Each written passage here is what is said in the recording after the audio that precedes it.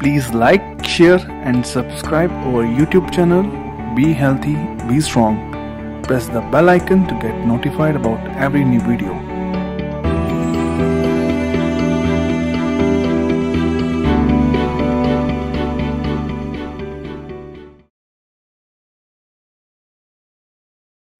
आजकल सर्दियों का मौसम है और सर्दियों में ज़ुकाम खांसी जो है वो बहुत कॉमन है। और अक्सर ये देखा जाता है कि जो छोटे बच्चे हैं जो अभी अभी चलना सीखते हैं उनके लिए सर्दी से बचाना मदर्स के लिए बहुत मुश्किल हो जाता है। वो जब मर्ज़ी बेड से उतर के या कहीं से भी उतर के चलना शुरू कर देते हैं और उन्हें ठंड के बहुत जल्दी पकड़ती है। तो ऐसे में क्या करना चाहिए for the kids who are below 1 year. जायफल होता है हम लोगों के घरों में। जायफल को आप पानी में घिस लीजिए, जिस ढंग से आप चंदन घिसते हैं मंदिर के लिए, इस तरह से आप जायफल को घिस लीजिए और उसका बहुत फाइन लेयर, बहुत पतला लेयर पानी में मिक्स किया हुआ वो आप बच्चे के पैर पे लगा दीजिए। उससे जो वार्मथ है वो बच्चे की बॉडी में रहता है। उसके बाद आप उसको सॉक्स पहना दीजिए, तो उससे बच्चे को सर्दी लगने का डर जो है वो कम हो जाता है। इसके अलावा मैं आपको बाकी सबके बारे में बताना चाहूँगी कि अगर खांसी ज़ुकाम ना हो उसके लिए अपनी इम्यूनिटी अप करने के लिए, जैसे आप सभी जानते हैं च्यवनप्राश में एक मेन इंग्रेडिएंट है आंवला। आंवले का हर फॉर्म में आप यूज़ कीजिए, उससे हमारी इम्यूनिटी अप रहती है। It is a big source of vitamin C. तो आंवले का यूज़ आप किसी भी फॉर्म में कर सकते हैं। खाली पेट जो है आंवला वो मीठा खाना चाहिए। अगर खाने के साथ खा रहे हैं तो उसमें नमक वाला यूज़ कर सकते हैं। लाइक डिफरेंट चटनीज़ में आप आंवले को डाल सकते हैं, आंवले का अचार खा सकते हैं। लेकिन अगर आपको मॉर्निंग टाइम में खाना है तो उसको आप जैम की तरह प्रिपेयर कर सकते हैं, उसका जूस पी सकते हैं। तो खाली पेट मीठा लीजिए और अगर खाने के साथ लेना है तो नमकीन लीजिए।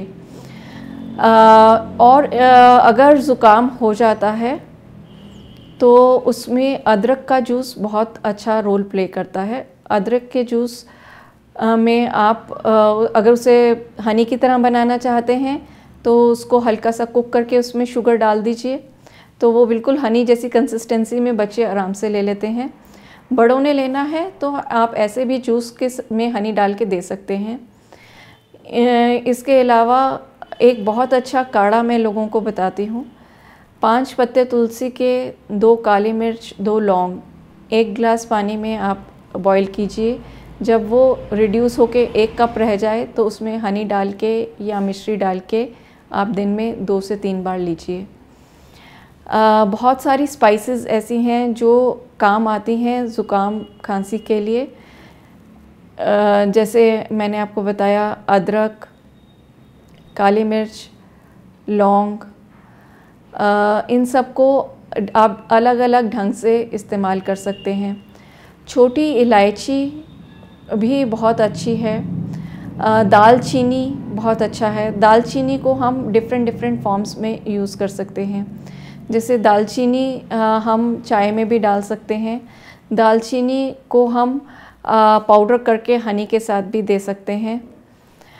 हमारे पास किचन में बहुत सारी स्पाइसेस हैं। इसके अलावा कुछ प्रिपरेशंस ऐसी हैं आयुर्वेद में जो हम यूज़ कर सकते हैं। एक बहुत सिंपल प्रिपरेशन है सितोपलादी चूर्ण, जो बहुत घरों में कॉमनली यूज़ होता है। इसमें मिश्री है, वंशलोचन है, छोटी इलायची है, पिपली जो लॉन्ग पेपर है वो है। लॉन्ग पेपर जो है वो काली मिर्च से ज़्यादा अच्छा है।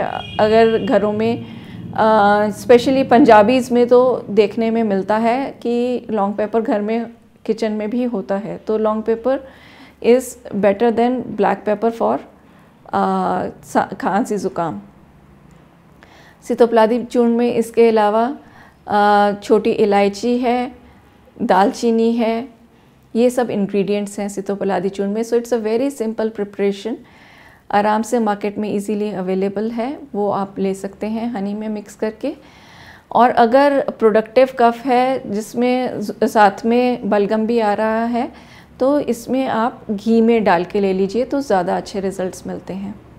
खाने में जब ज़ुकाम हुआ हो तो वार्म फूड जो लाइट बना हो वो ज़्यादा अच्छा है। जो हल्का खाना है और गरम है, तरल खाना है, वो खाना खाना चाहिए। जैसे अगर बहुत ज़्यादा पेनफुल नहीं है तो आप खिचड़ी पतला पतला बना लीजिए। अगर पेनफुल है तो पॉरेज बना के ले सकते हैं। इस तरह के जो फूड्स हैं वो वार्मथ भी देते हैं और कफ को भी कम करते हैं। दूसरी चीज़ जो नहीं खानी चाहिए, केला नहीं खाना चाहिए। बेसन से बनी हुई चीज़ें बहुत अच्छी रहती हैं। भुना हुआ चना गुड़ के साथ लेना वो भी ज़ुकाम में बहुत अच्छा रहता है। जो भुना हुआ चना है या बेसन है वो कफ को एब्ज़ॉर्ब करता है। गार्गलिंग के लिए सबको नमक वाले गार्गल्स तो पता ही हैं।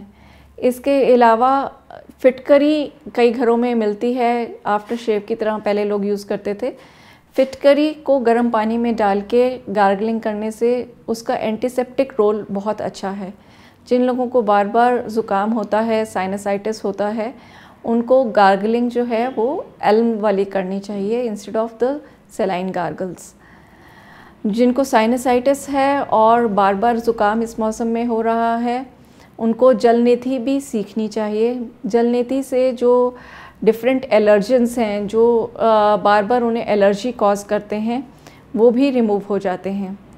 इसके अलावा हल्दी का बहुत बड़ा रोल है हमारी इम्यूनिटी को अप करने के लिए। हल्दी को हमेशा हमें दूध के साथ या घी के साथ लेना अच्छा रहता है, क्योंकि बिना लिपिड्स के अगर हम हल्दी को लेते हैं तो उसका एब्जॉर्प्शन कम हो जाता है।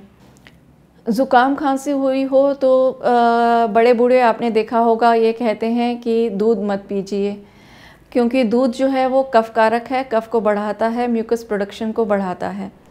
तो ऐसे में अगर आप दूध पीना चाहते हैं तो दूध को आप छुआरे के साथ ले सकते हैं। छुआरा जो है वो आप ओवरनाइट सोक कर दीजिए और 2 छुआरों में 1 कप दूध डालिए, 1 कप पानी डालिए जो आपने सोक किया था वो, और 2 तुरियाँ केसर की डालिए और उसको बॉईल कीजिए जब तक वाटर इवेपोरेट हो जाए। और इस दूध को पीने से आपकी इम्यूनिटी भी अप रहती है, ज़ुकाम खांसी में भी बेनिफिट रहता है।